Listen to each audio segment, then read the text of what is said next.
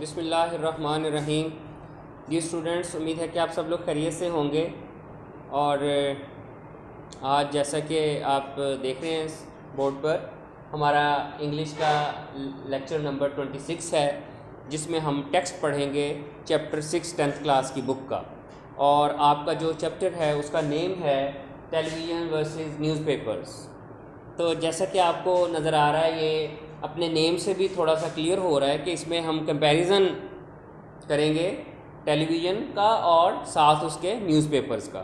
तो ट्रांसलेशन होगी, हमारी मीनिंग्स होंगे, और उसके बाद लफ्ज़ी तर्जमा और बामुहावरा तर्जमा हम इसका करेंगे, जो आपके एग्ज़ाम्स में 8 मार्क्स का क्वेश्चन सेट होता है उसकी तैयारी के लिए। तो इस चैप्टर को पढ़ते हुए हमें जो चीज़ें हम जहन में रखेंगे कि हम क्या लर्न करेंगे इस चैप्टर में, आप देख रहे हैं कि जो पॉइंट दिया हुआ है कंडीशनल सेंटेंसेस के बारे में हम जानेंगे। आपको पता होगा, आपने जूनियर क्लासेस में भी और फिर 8th में 9th में कंडीशनल सेंटेंसेस के बारे में पढ़ा, first condition, second condition, third condition. तो वो ही कंडीशनल सेंटेंसेस जो हैं वो अब आपके यहाँ पर रिपीट हो रहे हैं, और आपको पता है कि उसमें 2 क्लॉज होती हैं, और जो मेन क्लॉज होती है वो इफ़ से स्टार्ट होती है, प्रेजेंट टेंस होता है जो फर्स्ट कंडीशनल सेंटेंस है उसमें। और ये आगे हम अभी एक्सरसाइज में डिस्कस करेंगे, हमारे पास आएगा, और चैप्टर के अंदर भी हम इसको पढ़ेंगे। और उसमें दूसरा ये है कि ये डिबेट की तरह का एक टॉपिक है, टीचर्स और उसके स्टूडेंट्स की आपस में जो है कन्वर्सेशन है, डिबेट्स हो रही हैं, बच्चे अपने अपने दलाइल देते हैं। कोई टेलीविज़न को अच्छा कहता है, कोई न्यूज़पेपर को अच्छा कहता है। अच्छा, यहाँ पर एक क्वेश्चन मेरे जहन में आया कि क्या आपको डिबेट और स्पीच का मतलब पता है? स्पीच क्या होती है, डिबेट और स्पीच में क्या फ़र्क है? डिबेट कहते हैं मुबाहिसे को, स्पीच कहते हैं तकरीर को। स्पीच में जैसे वन मैन शो होता है, मतलब एक शख्स खड़ा होता है और अपने किसी भी टॉपिक पर अपने ख्यालात का इजहार करता है, जबकि डिबेट किसी भी टॉपिक पर मुख्तलिफ दलाइल दिए जाते हैं, राय दी जाती है अपनी। वो कुछ उसकी फेवर में बोलते हैं, कुछ उसकी जो है ना उसको निगेट करते हैं, डिसफेवर करते हैं। तो आर्गूमेंट्स होते हैं उसके अंदर। तो यहाँ पर भी कुछ इसी तरह का है। जब हम इस चैप्टर को पढ़ लेंगे तो हमें एक स्टाइल पता चल जाएगा कि जो कंपैरेटिव ऐसे होता है उसको किस तरह हम लिख सकते हैं। तो इसकी ट्रांसलेशन पहले मैं रीडिंग करूँगा फर्स्ट पैराग्राफ की, उसके बाद फिर हम इंशाल्लाह ट्रांसलेशन पर जाएंगे। आप अपनी बुक्स खोल लें पेज नंबर 68 से। पेज नंबर 68 से मैं इसकी रीडिंग करूँगा, आपने रीडिंग सुननी है पहले। News coverage over television is different from reading newspapers. Newspapers were primarily established to cover the news and later on they added entertainment. On the other side, television was mainly invented for entertainment and then it became an effective news medium. Now, television news has become a powerful rival to newspapers. Though both of these mediums cover the news effectively, there are distinct differences in the way they do it. Reading होगी, अब इसके meanings को आप note करें ज़रा। Coverage का मतलब होता है खबर रसानी, कवर करना, खबर रसानी, कवरेज, खबर भेजना। और टेलीविज़न, टेलीविज़न पर इज़ डिफरेंट, डिफरेंट मीन मुख्तलिफ होता है from reading newspaper, reading mean पढ़ना, न्यूज़पेपर अखबार। न्यूज़पेपर्स वर प्राइमरली, प्राइमरली का मतलब होता है इब्तदाई तौर पर, बुनियादी तौर पर, इब्तदाई तौर पर इस्टेब्लिश्ड, कायम किए गए, to cover the news and later on they added entertainment. Entertainment का मतलब होता है तफरीह, यानी जब अखबार शुरू में छपना शुरू हुए तो उनका मकसद सिर्फ ख़बरें पहुंचाना होता था, तो बाद में उसमें तफरीह भी शामिल होगी। एक अखबार अगर आप पढ़ते हो तो उसमें एक स्पेशल पेज होता है जिसमें आप अपने जो है वो एक्टर्स वगैरह के बारे में पढ़ते हैं और इस तरह के दूसरे जो एंटरटेनमेंट की चीज़ें होती हैं उनके बारे में पढ़ते हैं। तो एक स्पेशल पेज होता है उसके अंदर। ऑन द अदर हैंड, जबकि दूसरी तरफ, on the other side, on the other hand एक ही बात है। Television was mainly invented, invented mean ईजाद किया गया, मेन वाज मेनली इन्वेंटेड, ये पैसिव वॉइस है पास्ट इंडेफिनिट टेंस का। फॉर एंटरटेनमेंट, टेलीविज़न को बुनियादी तौर पर वो राइटर कहता है कि एंटरटेनमेंट के लिए बनाया गया था, आज़ाद किया गया था। And then it became an effective, effective mean पुरअसर, मुअस्सर, इफेक्टिव न्यूज़ मीडियम, खबरों का ज़रिया बन गया। Now television news has become a powerful rival to newspaper. Rival कहते हैं हरीफ को, मध्य मुकाबिल आ जाना। तो वो कहता है कि अब जो टेलीविज़न की खबरें हैं वो न्यूज़पेपर की खबरों की हरीफ हैं। दो अगरचे बोथ ऑफ द मीडियम्स के दोनों ज़राए कवर द न्यूज़ इफेक्टिवली, मौसर तरीके से कवर करते हैं, पहुंचाते हैं। There are distinct differences in the way they do it. Distinct mean वाज़े, वाज़े, नुमायाँ, फ़र्क, नुमायाँ भी लिख सकते हैं, वाज़े भी लिख सकते हैं। तो आपकी रीडिंग बेटा हो गई। अब आप इसका जो बा मुहावरा तर्जमा है पैराग्राफ नंबर 1 का हम वो करेंगे। News coverage over television is different from reading newspapers. Television पर ख़बरों की अशात या नशरियात अखबार बीनी से या अखबार पढ़ने से मुख्तलिफ हैं। Newspaper were primarily established to cover the news and later on they added entertainment. अखबारात बुनियादी तौर पर ख़बरों की अशात के लिए बनाए गए थे और बाद अज़ां उनमें तफरीह का इजाफ़ा हो गया या तफरीह शामिल कर ली गई। On the other side, television was mainly invented for entertainment and then it became an effective news medium. दूसरी जानब टेलीविज़न ख़ास तौर पर तफरीह के लिए बनाया गया या ईजाद किया गया, फिर ये ख़बरों का एक मौसर ज़रिया बन गया। Now television has become a powerful rival to newspapers. अब टेलीविज़न की खबरें अखबारात की ताकतवर हरीफ बन गई हैं। तो both of these mediums cover the news effectively. अगरचे ये दोनों ज़राए मौसर अंदाज में ख़बरों की अशात या ख़बरों को नशर करते हैं। There are distinct differences in the way they do it.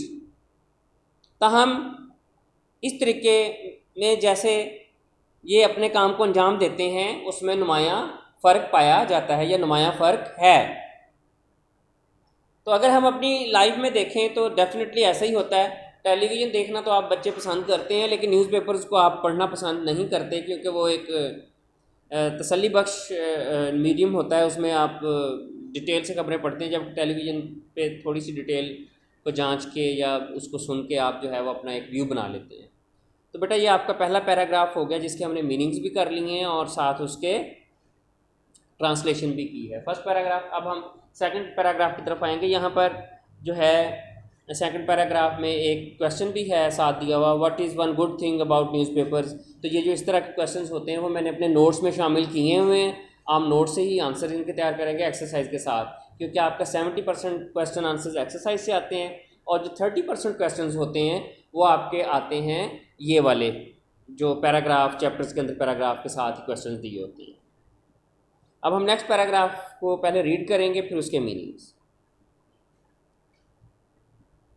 Newspapers do not require us to sit at a place and read the news. Busy people may read the papers any time of the day. They may read the news that is important to them early in the morning and carry the paper with them to read in the bus or van. They may also choose to omit certain aspects of the news that they are not interested in.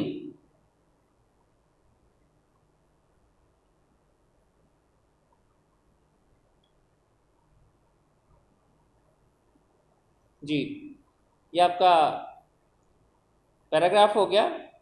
अब हम इसकी translation करेंगे, पहले meanings करेंगे फिर translation. Newspaper do not require, require का मतलब होता है तकाजा करना। डू नॉट मीन नहीं करते, तकाजा नहीं करते, डिमांड नहीं करते। रिक्वायर डिमांड तकाजा। टू सिट बैठ जाएं, एट अ प्लेस किसी जगह पर, एंड रीड द न्यूज़ और अखबार को पढ़ें। बिजी पीपल मे रीड पढ़ सकते हैं, मे रीड पढ़ सकते हैं द पेपर एनी टाइम किसी भी वक्त ऑफ द डे दिन के। दे मे रीड पढ़ सकते हैं, may read the news that is important to them, वो उस खबर को पढ़ सकते हैं जो उनके लिए अहम हो, अर्ली जल्द, इन द मॉर्निंग सुबह सवेरे। And carry the paper, carry mean ले जाना, paper with them to read it in the bus और वैन। कैरी मीन ले जाते हैं बस या वैन में पढ़ने के लिए भी। अब टीवी को तो उठा के आप नहीं ना लेके जा सकते।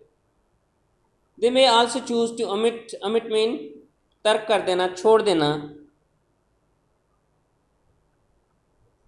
सर्टन एस्पेक्ट्स कुछ पहलू, कुछ चीज़ें, ऑफ द न्यूज़ खबर की, that they are not interested जिसमें वो दिलचस्पी ना रखते हो। जैसे फॉर एग्जांपल अगर मैं न्यूज़ पेपर पढूं तो मुझे जो एक्टर्स वगैरह की खबरें होती हैं, एंटरटेनमेंट की खबरें, उससे कोई गर्ज नहीं होती। मैं जो जनरल नॉलेज की खबरें हैं या जो आपके जो इंटरनेशनल अफेयर्स से रिलेटेड हैं या पाकिस्तान अफेयर्स से रिलेटेड हैं, उन खबरों को पढ़ना पसंद करता हूँ। तो डेफिनेटली वो एक पेज मेरे लिए जो है वो मैं आज़ाद हूँ, उसमें छोड़ सकता हूँ। जबकि टेलीविज़न पर ऐसा नहीं होता। अगर आपने किसी खबर की डिटेल जाननी है और उससे पहले टेलीविज़न पर कोई एंटरटेनमेंट की न्यूज़ चल रही है या कोई चैनल चल रहा है, तो डेफिनेटली वो जब ख़त्म होगा तो अपने टाइम पर ही वो खबर आएगी तो आप सुन सकेंगे। जबकि अखबार पढ़ते हुए ऐसा नहीं है। इसी बात की तरफ जो राइटर है वो इशारा कर रहा है।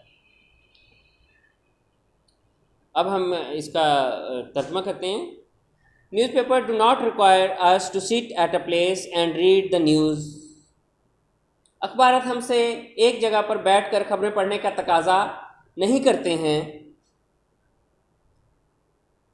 दे may read, busy people may read the papers at any time of the day. मसरूफ़ लोग दिन के किसी भी वक्त में अखबारात पढ़ सकते हैं। They may read the news that is important to them early in the morning. वो उस खबर को सुबह सवेरे पढ़ सकते हैं जो उनके लिए अहम हो। And carry the paper with them to read in the bus और वैन। और अखबार को अपने साथ ले जा सकते हैं बस या वैन में पढ़ने के लिए। They may also choose to omit certain aspects of the news that they are not interested in. वो खबर के ख़ास पहलुओं को छोड़ने का खबर के किसी ख़ास पहलू को छोड़ सकते हैं जिसमें वो दिलचस्पी नहीं रखते हैं या नहीं रखते। तो ये इसका बामुहावरा तर्जमा हो गया है। 2 पैराग्राफ हमारे हो गए हैं। उम्मीद है कि आप इसको अंडरस्टैंड कर रहे होंगे। अब हमारा जो नेक्स्ट पैराग्राफ है वो है 3 पैराग्राफ। ठीक है, 3rd पैराग्राफ की पहले हम रीडिंग करेंगे, उसके बाद हम इसके मीनिंग्स और फिर translate. Television, on the other hand, requires its viewers to be at a certain place at a certain time in order to watch and listen to the news. If they are busy people, they will miss the news. They cannot choose to read it on the move or throughout the day. They cannot even choose which piece of news they wish to skip. One way could be to record it and watch it later, but the point here is that it is not that convenient. Reading हो गई। अब हम reading के बाद इसके meanings करते हैं। Television on the other hand का मतलब दूसरी तरफ या उसके बरक्स। ठीक है, रिक्वायर्स तकाजा करता है, डिमांड करता है, तकाजा करता है इट्स व्यूअर्स देखने वालों से to be at a certain place कि वो किसी एक मखसूस जगह पर बैठे। सर्टन प्लेस जैसे लाइव लेक्चर सुनने के लिए आपको क्लासरूम में चेयर पर बैठना पड़ता है और घर में आप अपने लॉन्च में बैठ के भी सुन सकते हैं, ड्राइंग रूम में भी, अपने बेडरूम में भी, कहीं पर भी, इवन के लॉन में भी सुन सकते हैं। तो मतलब कहने का ये है कि जो आपका टेलीविज़न है वो आपसे डिमांड कर रहा है कि एक जगह पर बैठें। If they are busy people, अगर वो मसरूफ़ लोग हों, they will miss the news. Miss mean miss कर देना, छोड़ देना। ठीक है, they can not choose mean इंतखाब करना, to read it on the move और throughout the day. Throughout the day mean सारा दिन।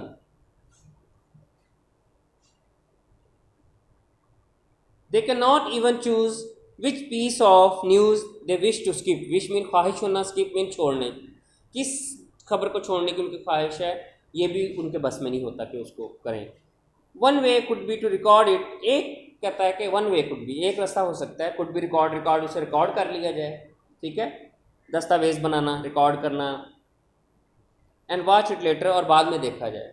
But the point here is that, लेकिन यहाँ अहम बात यह है, it is not that convenient. ये इतना आसान नहीं है। सहल होना, आसान होना, ईजी जिसको आप कहते हैं। तो अब हम इस पैराग्राफ को तर्जमा करते हैं।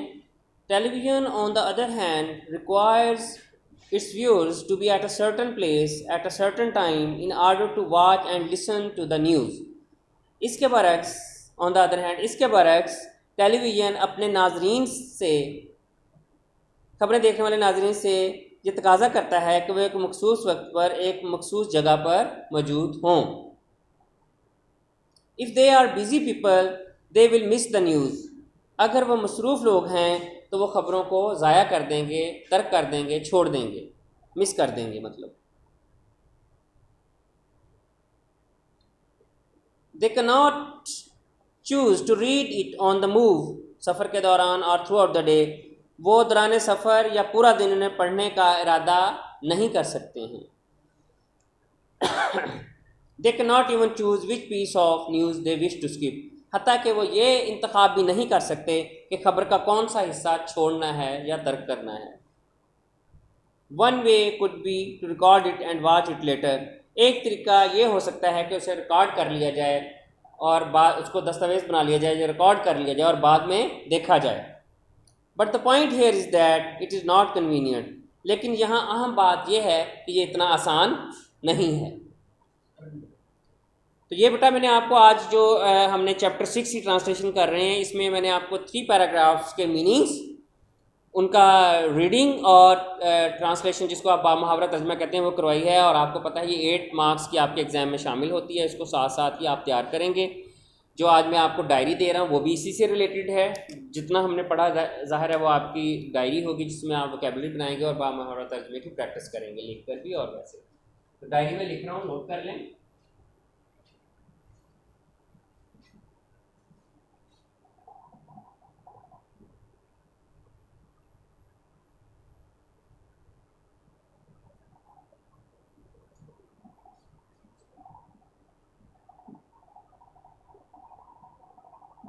जी, तो ये पैराग्राफ नंबर 1, 2 और 3 चैप्टर नंबर 6 जो है टेलीविज़न वर्सेस न्यूज़पेपर वो हम पढ़ रहे हैं. उसके ये 3 पैराग्राफ पहले जो हैं वो आपने लर्न करने हैं.